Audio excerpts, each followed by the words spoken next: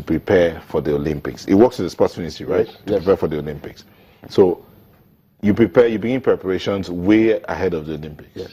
In terms of like sourcing. Now, there is a partnership sourcing for funds. Yes. How do you source for funds? Now, there is a partnership between the Nigerian Olympic Committee and the Ministry of Sports. They have to liaise, but I'm afraid in this country, the definition for, the Olympic Committee comes in only 30 days to the games. Is that what it's supposed to be? Yes, because that is when the teams are handed over to the Nigerian Olympic Committee. So the ministry is that what it's supposed the technical arm. The Ministry of National Sports Commission, as it were, in the past, it used to be the technical arm that would prepare the athletes and hand over to the Nigerian Olympic Committee. So the sourcing for funds is a joint partnership, and that's why the Team Nigeria was formed. Through that partnership with the Ministry of Sport. At 30 minutes to the Olympics, that's when 30 days. 30 days to the Olympics. Yes. That's when you get to meet the athlete. I mean, that's when they're handed over to the Olympic Committee. Is that what it's supposed to be? In some other countries, they have redefined their position. The Nigerian Olympic Committee is involved deeply into the preparation and sourcing for funds.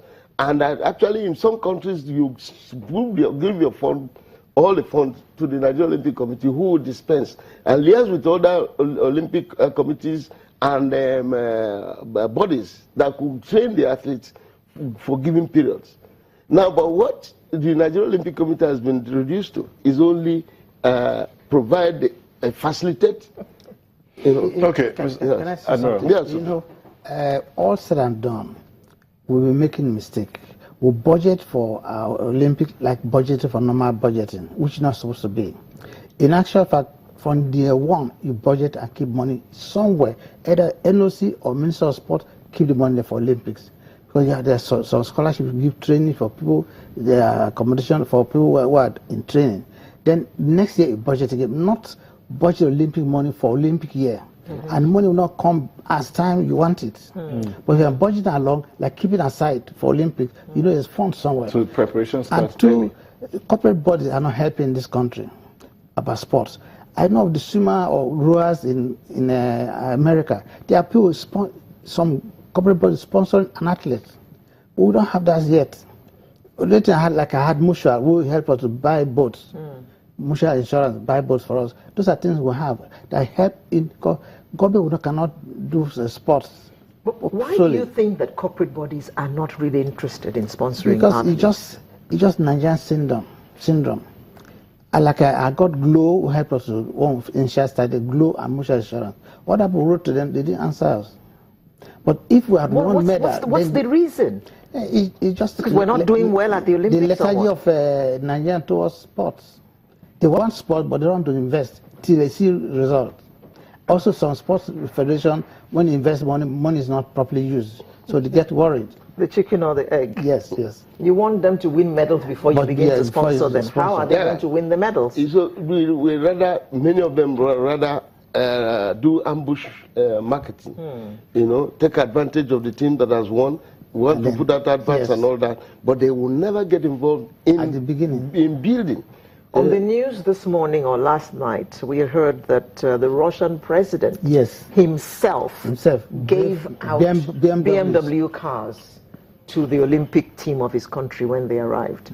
I mean, that kind of gesture would encourage children to take part in sports. But in Africa, you have a contrary situation. In Zimbabwe, they have just announced that all the Olympic team members should be arrested. But compare that to what we heard about Nigeria, where the ministry is complaining about the donation that was made to the the Dream Team, after they won the medal. How do you react to that? Yeah, you see, it's a lot of complications, but the impression that we are also having from the other end is that these people want to, that they run into all kinds of problems.